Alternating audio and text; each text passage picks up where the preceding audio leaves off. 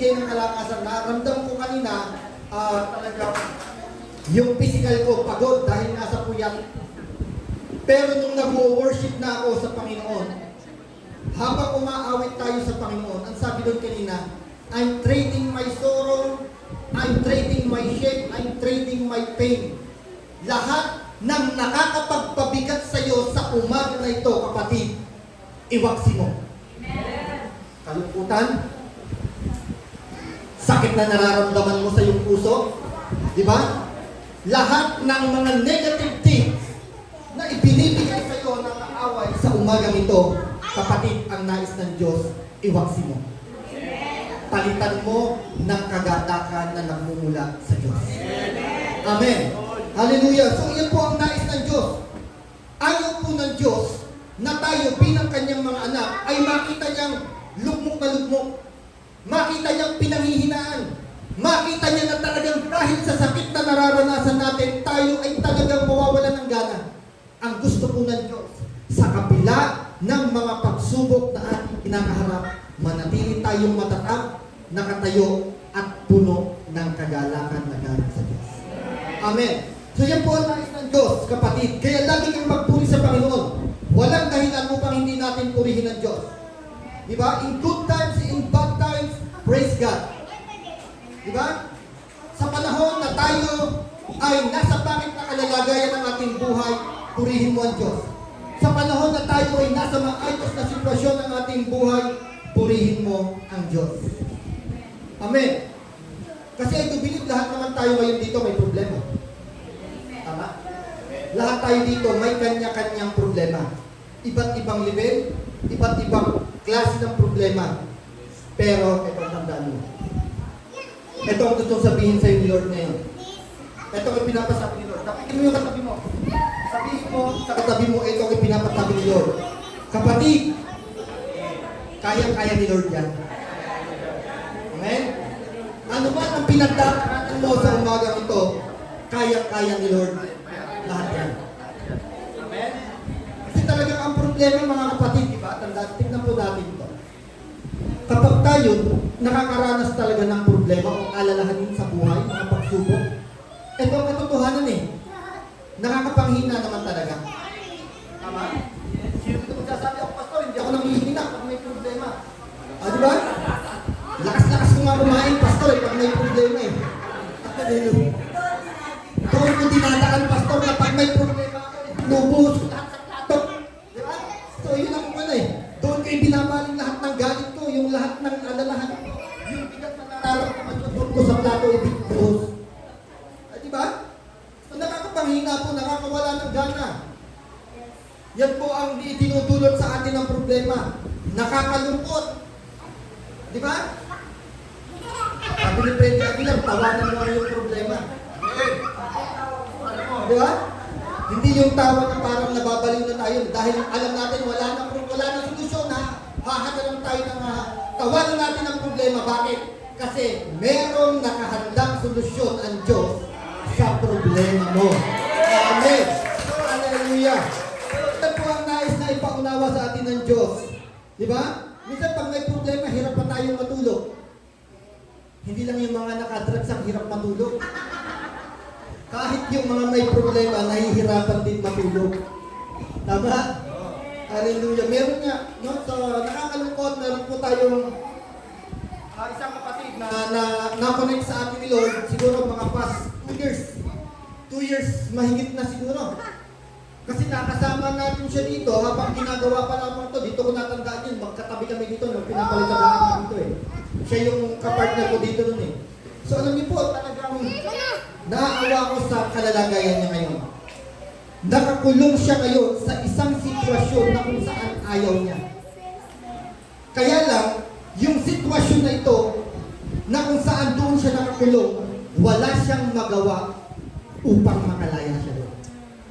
Amen? Na talagang lahat ng ipinapasok ng kaaway sa kanyang isipan, mga negative things na ipinapasok ng diablo sa kanyang isipan, iyon ang pinapaniwalaan niya. Amen? And I pray na ang Diyos ay napakabuti. Kasi ang Diyos hindi nagpapabaya eh. Di ba? So muli siyang ikinonect sa atin ng Panginoon sa buhay, sa pamamagitan ng buhay ni Brother Jay. Pumuntak siya kay Brother Jay. Di ba? At si Brother Jay, Pastor, bumalik na yung ating kapatid, takbuhin natin. Kahit na layo po, mga kapatid.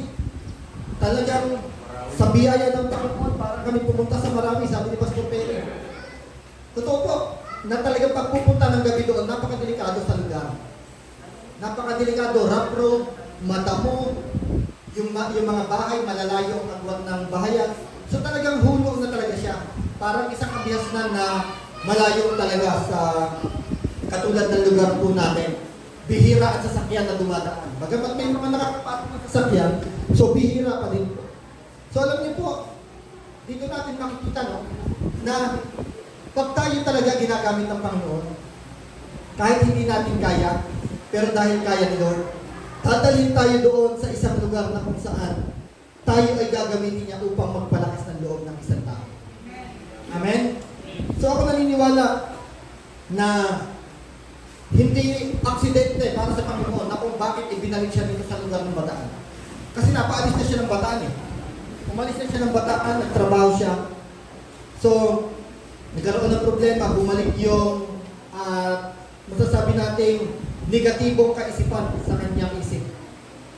Na talagang lahat na lang ng bagay para sa kanya, lahat ng nangyayari para sa kanya, ito ay negatibo.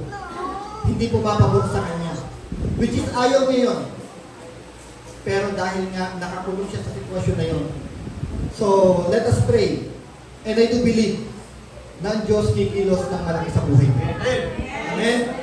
So, naniniwala po ako doon. Yes, kailangan niya po ang medical, ang mga gamot, pero higit sa lahat, pinananampalatayanan po yung kayang gawin ng Diyos sa buhay. Amen? Habang nagpe-pray po ako kanina madaling araw, dahil pinagpe-pray ko po itong message ni Lord, at bigla po siyang ipinaalala sa akin ng Panginoon. Bigla po siyang ipinaalala sa akin ni Lord.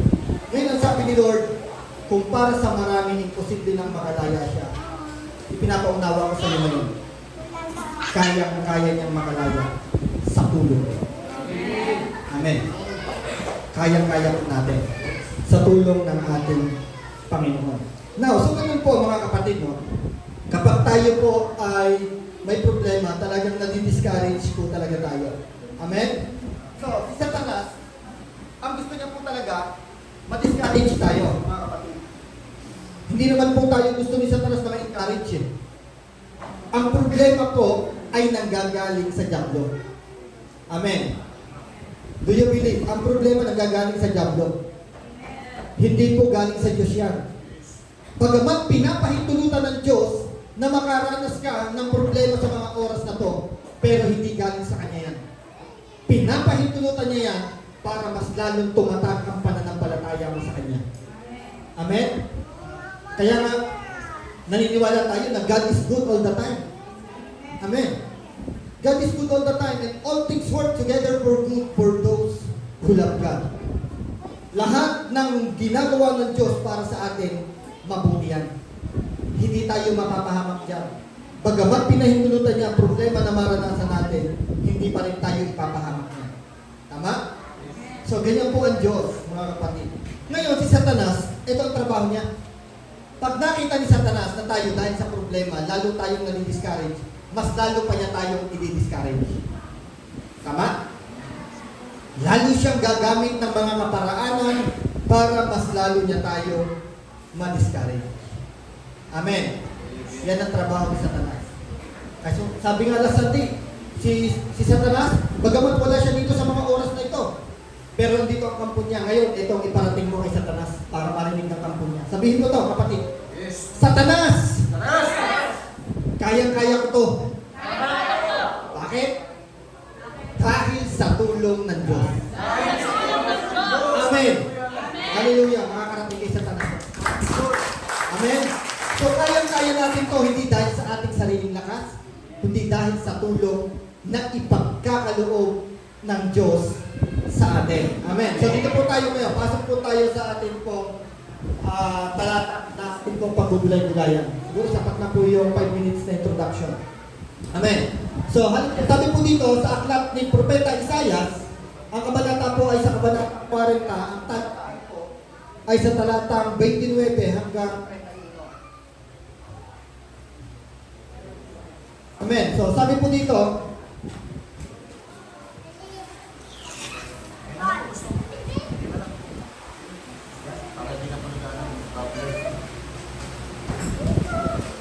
Amen. So sabi po dito, tingnan nyo. Ito po ang sulat ni Propeta Isaias sa Kabanatang 40. Sabi dito sa verse 29, ang mahihina at mga napapagod ay kanyang, ang sabi, ang mahihina at mga napapagod ay kanyang pinapalakas.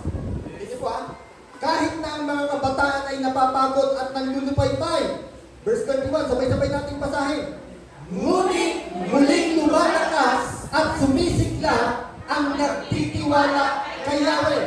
Lilipad silang tulad ng mga agila. Sila'y tatakbo, ngunit hindi mapapagod. Sila'y lalakad, ngunit hindi manghihina.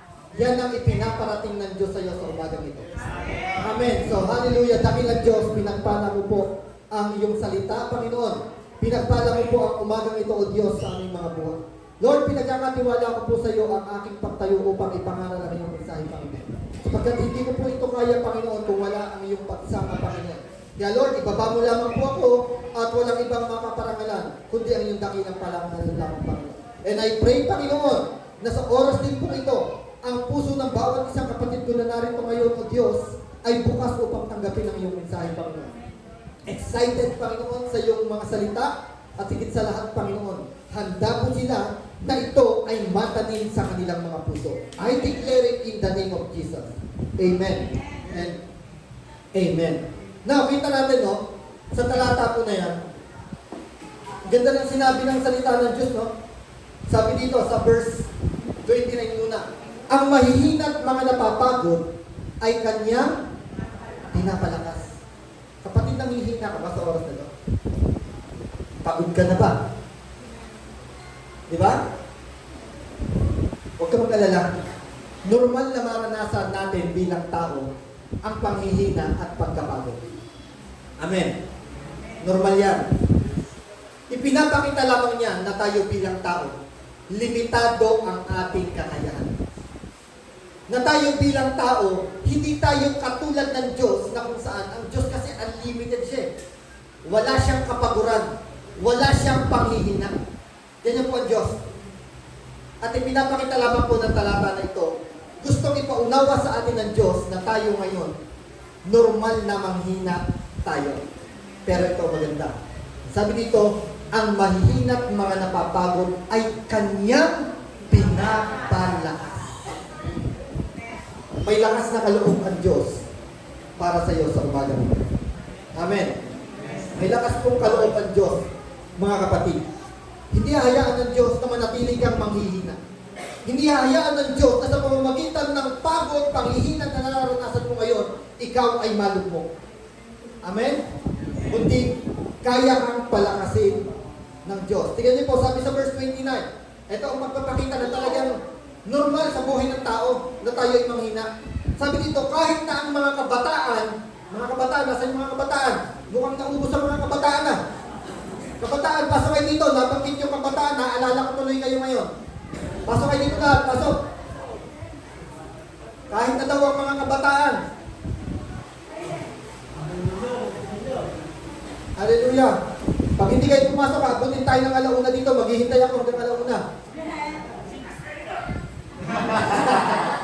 Bahala kayo, abutin tayo ng gutom dito.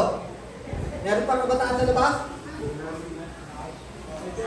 Hindi talaga ako magsisimula, maniwala kayo. Nabanggit kasi yung kabataan, ibig sabihin, pinapatawag kayo ni Lord. Okay na po? Sila sayon na lang, mga bata na lang. O, sabi dito, tignan niyo po, balik tayo dito sa ating pong talata. Sabi sa verse 30, sabi dito, kahit na ang mga kabataan ay napapagod at nanlulupay-pay. So ito yung sinasabi natin kanina, na normal sa atin bilang tao na tayo makaranas, makaramdam ng panghihina at ng pagod. Bakit? Dahil normal sa lahat ng yan. So kasi yung mga kabataan dito, ang inire-represent po nito ay yung mga malalakas na tao. Di ba? Kaya nga pagka meron minsan sa boxing, sino ang mahilig sa boxing? Saka sa basketball. May maririnig tayo doon minsan kapag ka manunod tayo doon. Nasa prime. Prime ni Lebron kasi ngayon eh, kaya kalakasan eh. Ibig sabihin yung nasa prime, kabataan niya pa. Iyon pa yung kalakasan niya talaga. Di ba? At habang umiidad siya ng umiidad, nanghihina na ang isang tao. Yan, parang si Manny Pacquiao. Nung si Manny Pacquiao, nung prime niya, nung kabataan niya pa, yung talagang umuusbong pa lamang siya sa larangan ng boxing. At talagang kahit sinong itapat mo. Di ba? Nakakaramdam talaga ng mabibigat na suntok niya. Pero ngayon, subukan mong ilaban si Pacquiao sa mga talagang prime pa na katulad nila, masasabi natin mga prime ngayon. Sino ba ang mga prime pa ngayon? Si Crawford, nasa prime pa yun. O, kalakasan pa nun. Mahihirap pala si Pacquiao. Diba? So dito natin makikita, sabi dito, even the strongest people can experience yung tiredness. Diba? Yung pagod na to, yung panghihina na to, mararamdaman din. Bakit? Kasi ipinapakita nga ng mga talata na ito na tayo bilang tao, normal na manghina sapagkat limitado ang ating kakayahan at lakas. Amen. Hallelujah. Pero ang ganda ng sinasabi ng salita ng Diyos, ang ganda ng kanyang paalala sa atin. Sabi dito, verse 30, ngunit muling lumalakas at sumisigla, sino daw?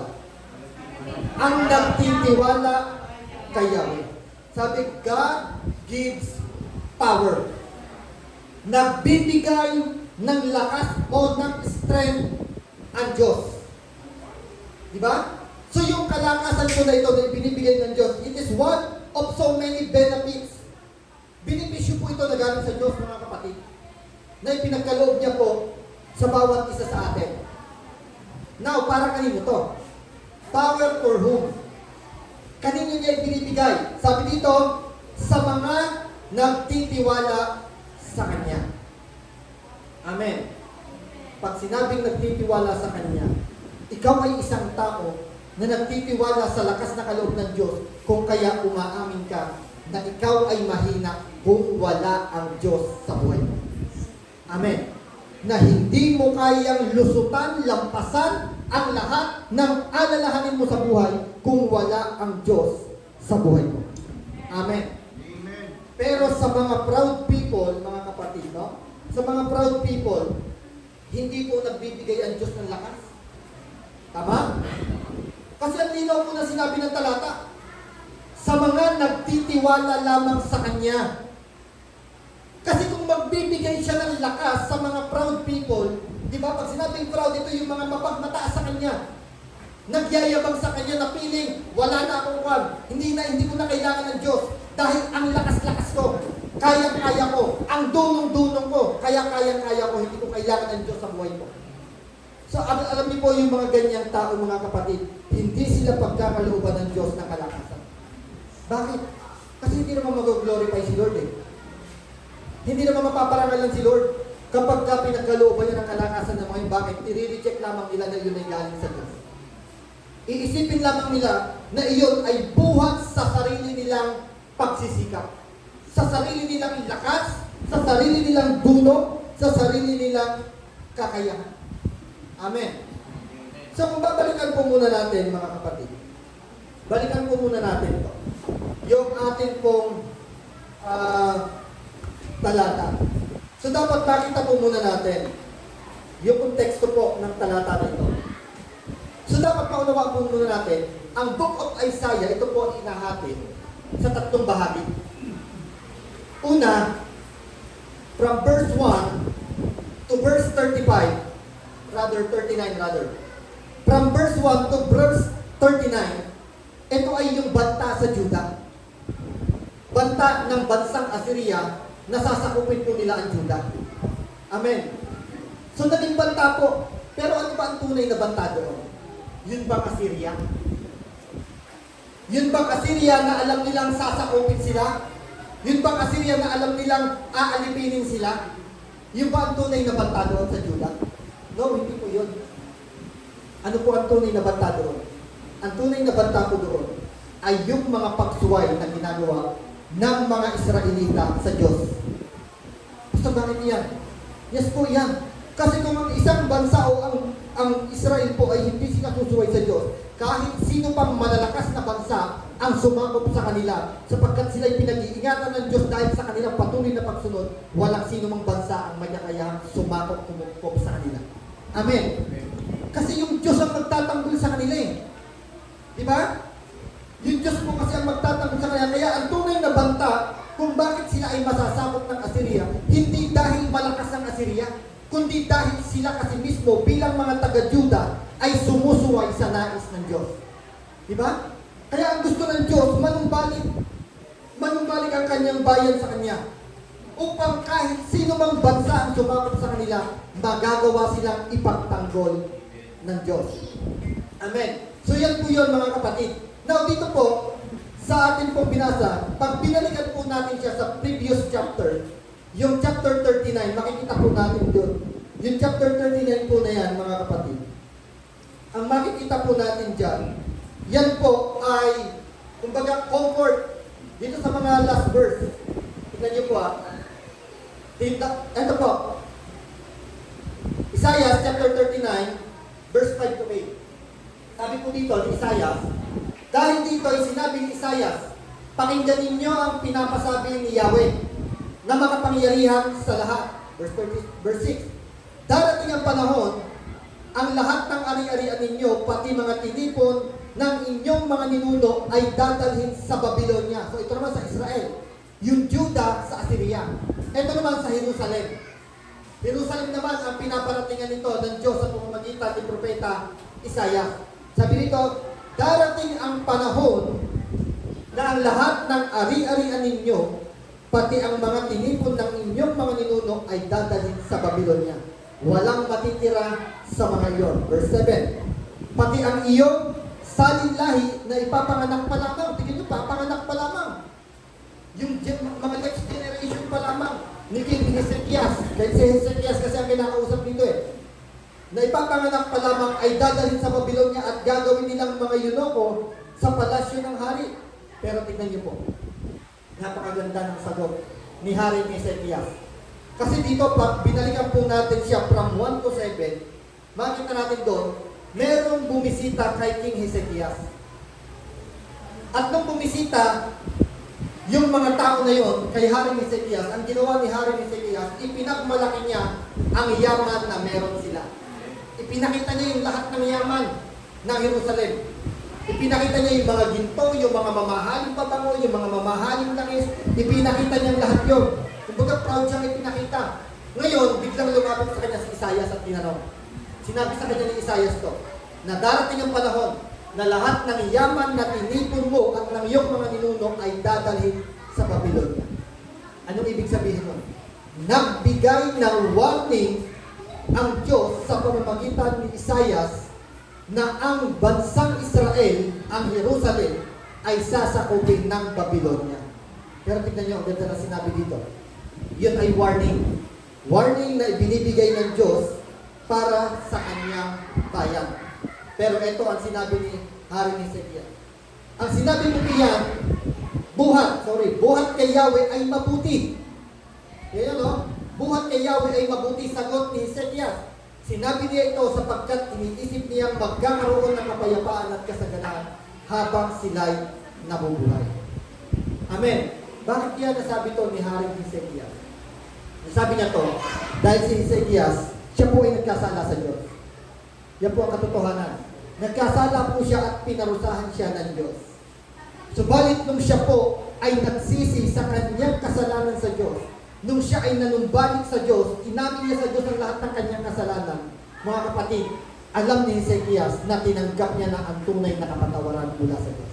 Kung kaya meron siyang comfort na sabihin ang bagay nito. Sinabi niya ito sapagkat iniisip niyang magkakaroon ng kapayapaan at kasaganahan habang sila'y nabubuhay. So yan po ngayon yung comfort na meron si Haring Hezekiah. Amen. Now, bakit nga kaya mga kapatid? Minsan, dinadala po tayo ng Diyos sa isang sitwasyon na ayaw natin. Diba? Minsan dinadala po tayo ni Lord sa isang sitwasyon na ayaw natin. Bakit kaya? So ito po yung title natin. Basahin mo, kapatid.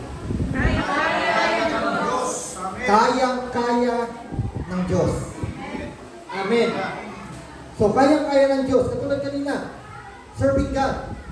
Hindi natin kaya na maglingkod sa Panginoon. Pero pag lumapit ka sa Diyos, kayang-kaya kang gamitin ng Diyos upang maglingkod sa Kanya. Hindi lang to more on yung itong encouragement na ito, yung motivation na ito, hindi lang yan more on dun sa mga problema natin. Kundi kahit doon sa bagay na nais natin gawin para sa Diyos. Kayang-kaya kang gamitin ng Diyos. Kayang-kaya pong gamitin o kayang-kayang gawin ng Diyos ang lahat para sa atin. Tama? Now, ito po ang tanong mga kapatid. Bakit kaya ang Diyos pinapahintulutan niya na tayo ay dumating sa isang sitwasyon na kung saan ayaw natin? Di ba? Na-experience na natin yun. Sino nito yung naka-experience na nakaranas siya ng problema? Meron siyang problema kinakaharap ngayon. Pero yung problema na yun, ayaw niya. Di ba? Sino dito naka-experience na? Lahat tayo gusto natin yung problema. Ayaw natin. Di ba? Sino dito may gusto na, pastor, nagka-problema ko, gusto ko nga itong problema na to eh. Di ba? Wala magsasabi dito na. Hallelujah. So lahat tayo, kapag may problema, ayaw natin yon. Pero bakit kaya pinapahintulutan ng Diyos yung mga pagkakataon na ayaw natin sa sitwasyon na yun, pero inilalagay o pinapahintulutan ng Diyos na malagay tayo sa sitwasyon na yun? Di ba? Kasi kung sa atin nga, hanggang pari, Lord, huwag mo naman ako ilagay sa sitwasyon na to. Ayoko ng ganito. Di ba? Sa atin lang, ayaw natin talaga yung gano'n. Pero bakit kaya, no? Bakit kaya pinapahintulutan ni Lord? Bakit kaya? Tingnan niyo po, ito yung una. Para sa atin din po kasi. For us to know that He alone is able to deliver you out of your situation. Amen.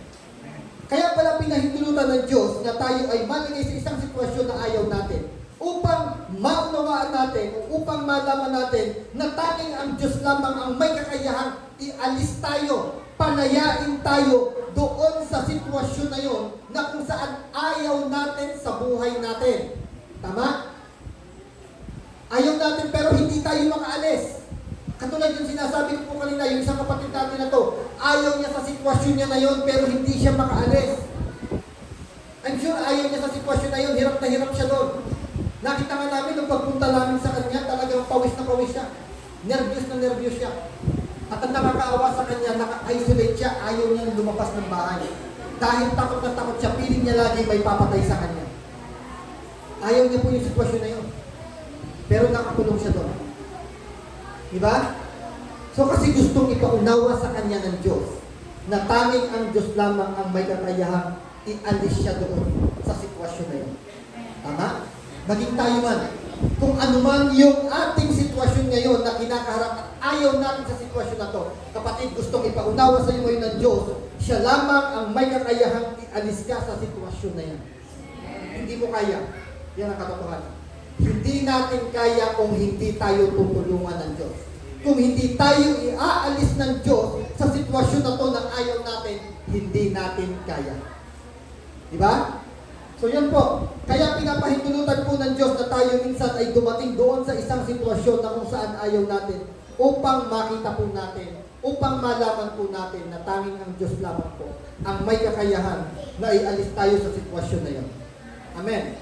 Pangalawa, upang ma-appreciate natin ang tulong ng Diyos. Tama? Kasi kung hindi natin makikita na ito ay galing sa Diyos, ma-appreciate natin dito kung paano tayo naging matatag. Kung paano tayo naging matibay sa problema na ito. So kailangan, ma-appreciate po natin dito ay ang tulong na ginagawa na ibinibigay ng Diyos sa atin. Amen. So we have different kinds of battle. Yan po ang katotohanan. Katulad sinabi natin kanina. Ibang-iba po ang klase ng pagsubok na kinakaharapan natin. Pero ito ang tignan mo. But there is only one God who can give you strength and victory. Pero nag-iisa lamang ang Diyos na may kakayahang magbigay ng lakas sa iyo at magbigay ng tagumpay sa iyo. Amen.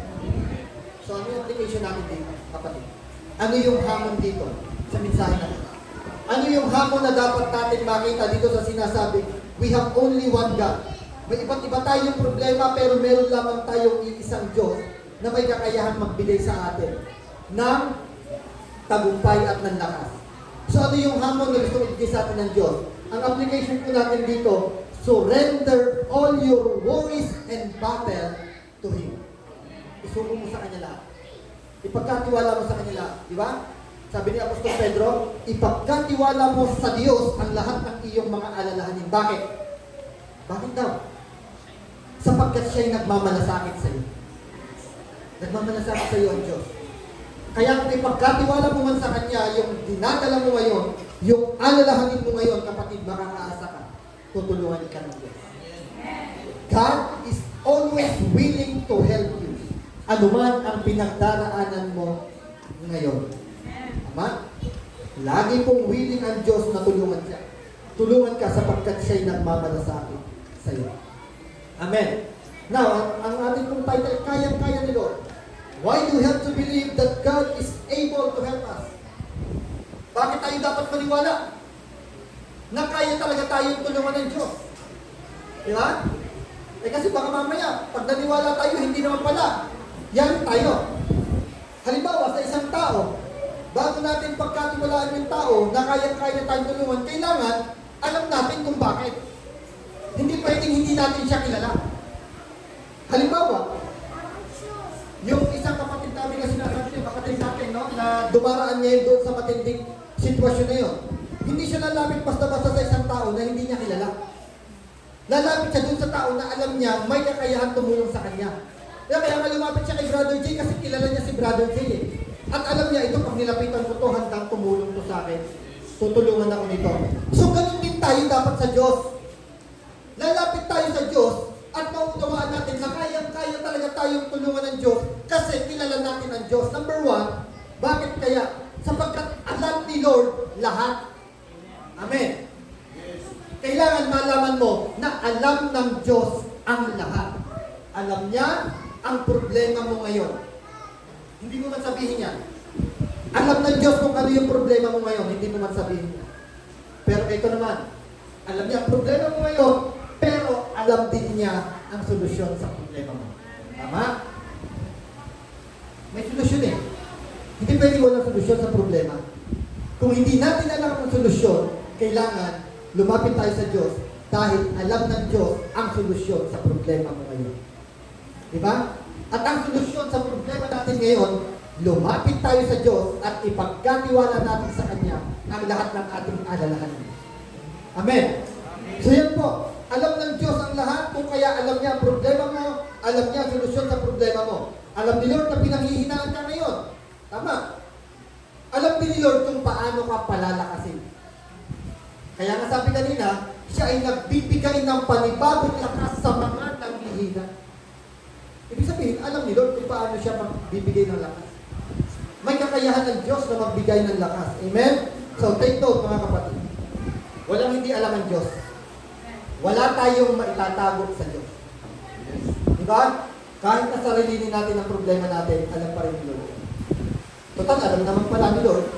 At kaya naman pala tayong tulungan ni Lord. Ano dapat natin gawin? Surrender your worries to Him. Pagkatiwala mo sa Kanya, walang mawawala. Subukan mo, kapatid. Ano man ang pinagdaraanan mo ngayon, subukan mo ipagkatiwala sa Diyos siya, kapatid, walang mawawala. Ang tunay na tagumpay ng buhay ay doon sa kung saan isinuko mo na ang lahat sa Panginoon. Tama? Hindi po yung nilabanan natin to sa sarili natin kakayahan. Ang tunay na paglaban kasi, mga kapatid, ito yung ibinibigay na natin sa Diyos ang laban. Kasi alam natin hindi na natin kaya. Kung kaya isusurrender na natin doon sa kung sino ang may kaya. Amen. So, ibig sabihin, alam ng Diyos ang lahat. Alam din ng Diyos kung ano ang mabuti para sa iyo. Tama? So, ibig sabihin, dapat niya na pagkatiwalaan natin ng Diyos na kaya niya tayong tulungan. Diba? Sabi sa Jeremiah, for I know the plans that I have for you. A plan to prosper you, not to harm you. Ang plano ng Diyos, hindi upang tayo ay ipahamak. kundi tayo ay pasaganain at tayo ay pagpalain. Yan po ang plano ng Diyos sa atin. Yan ang alam niya, kapatid. Alam ng Diyos ang lahat, kaya alam niya rin kung ano ang mabuti para sa atin. Pangalawa, na dahilan upang tayo ay talagang magtiwala sa Diyos na kayang-kaya nga ng Diyos. Pangalawang dahilan, number 1, ano? Ano number 1? Loading ah. Uulitin ko sa umpisa to. Pag walang nakasagot, anong number 1? Bakit masasabi natin na kayang-kaya ni Lord? Balik tayo sa umpisa. Wala pala kayong wala. Amen. So balik tayo dyan.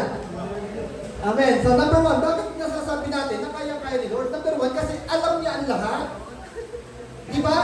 Alam niya yung problema mo, alam niya yung solusyon sa problema mo, alam niya na nanghihina ka ngayon, alam niya rin kung paano ka palalakasin. At higit sa lahat, alam niya kung ano yung mabuti para sa'yo. Amen. Amen. Hallelujah. So dapat makita po natin to. Kailangan kasi maunawaan natin. Makilala natin kung bakit kaya ni Lord. Kung bakit kayang-kaya ni Lord lahat. Kung bakit kayang-kaya ng Diyos ang lahat o bakit tayo dapat magtiwala na kayang-kaya ni Lord. So una, alam niya kasi ang lahat. Pangalawa, kasama mo siya sa laban. Amen. Lagi siyang nandyan sa tabi mo. Hindi kanya iiwanan. Pangako niya. Diba? Sabi niya nga doon sa disciples, mga naging apostles, nung siya ay umakyat sa langit, ang sabi niya, isusugo ko kayo. Subalit, huwag kayong matakot dahil ako'y kasama niyo hanggang sa katapusan ng mundo. Kaya sa laban mo ngayon, kasama ko rin ang Diyos. Amen. Kasama mo ang Diyos sa pinagdaraanan mo ngayon. Kahit saan ka magpunta, kasama mo ang Diyos. Kahit gusto mo pang takasan yung problema mo ngayon, kasama mo pa rin ang Diyos. So huwag mo nang takasan. Harapin mo na lang. Pero hindi sa sarili mong lakas. Harapin mo na kasama mo ang Diyos sa laban na ito. Amen. So ang the best na dapat po natin gawin, dahil kasama pala natin ang Diyos sa laban, at hindi natin kaya, so ibigay natin yung laban na hindi natin kaya doon sa alam natin may kakayahang lumaban. Tama? Ibigay natin doon sa alam natin na may kakayahang lumaban at walang iba kundi ang Diyos. Kasi alam niya ang solusyon, kaya alam niya kung paano pagtatagumpayin ang laban na meron tayo. Amen. At ang maganda dito, kasama kasi natin siya sa laban, kaya ibigay mo sa kanya ang laban. Diba? Ang sabi ni Lord, the Lord will fight for you.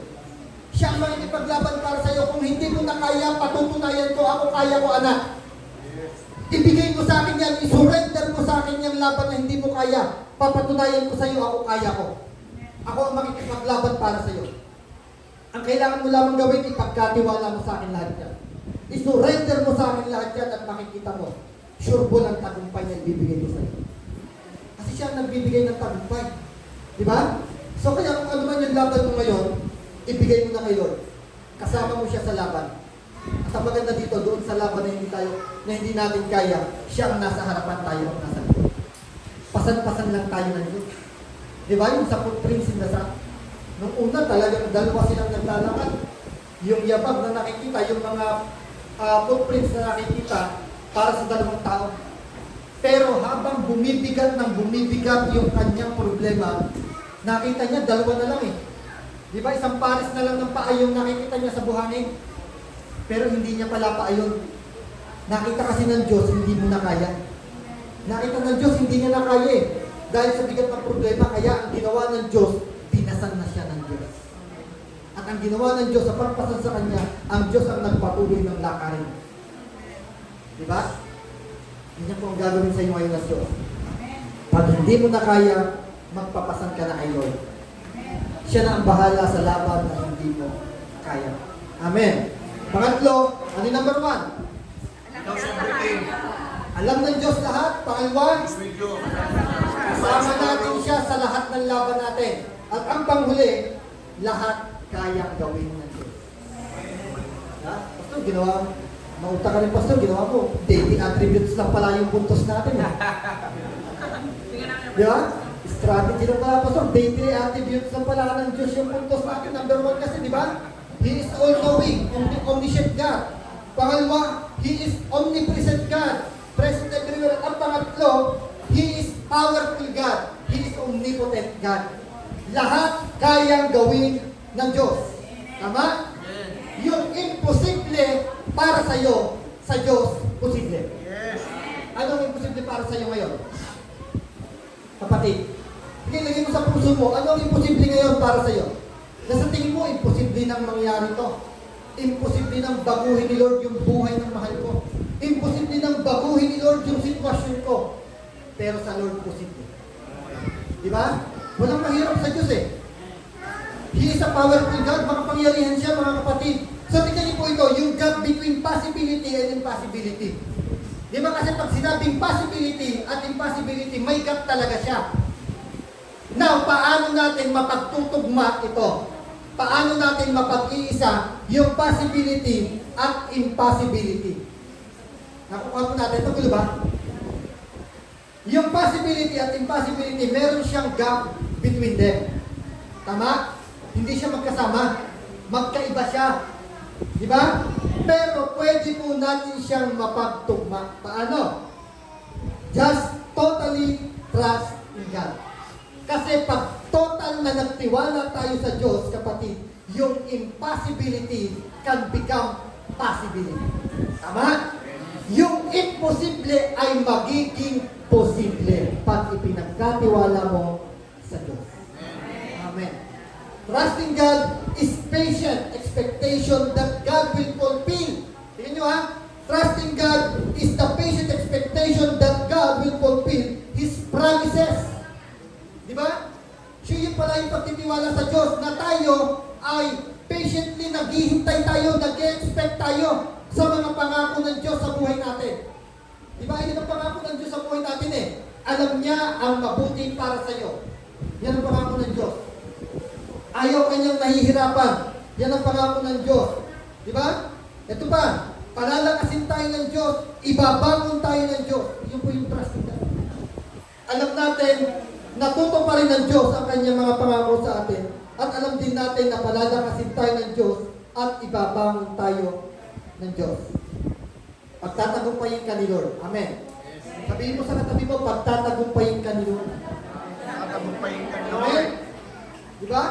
So yung true victory o yung totoong tagumpay is trusting the one who is able. Yun po ang totoong tagumpay. Yung ipinagkatiwala mo na sa kung sino ang tunay na may kakayahan. Amen. Now, do you believe na kaya ni Lord? Kung naniniwala ka na kaya ni Lord, ibigay mo na lahat sa Kanya. Kaya mo na siya makipaglaban. Ang gawin mo na lang, magtiwala ka ng buong puso sa Panginoon. Amen.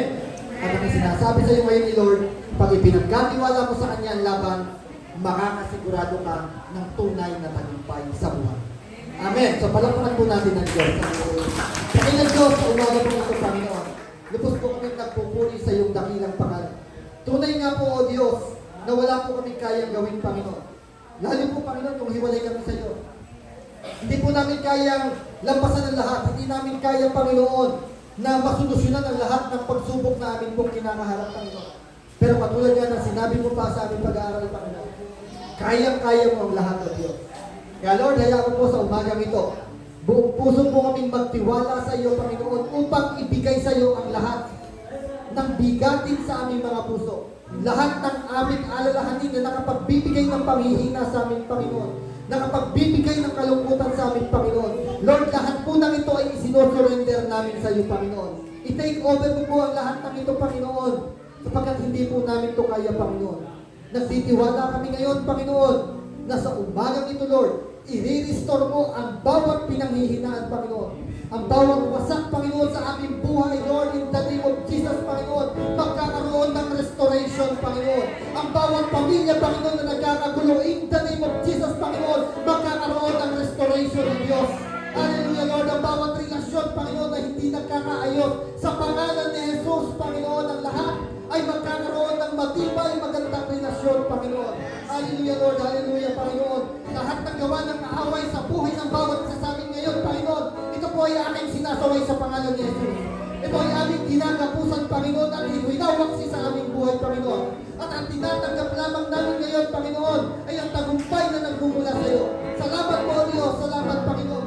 Dahil ikaw ang Diyos na may kakayahan. Ikaw ang Diyos, Panginoon, na may kakayahang ibigay sa amin ang tunay na tagumpay. Salamat, Panginoon. Sa iyo po namin ibinabalik ang lahat ng papuri, pasasalamat, pagsamba sa pangalan ni Jesus. Amen. Amen.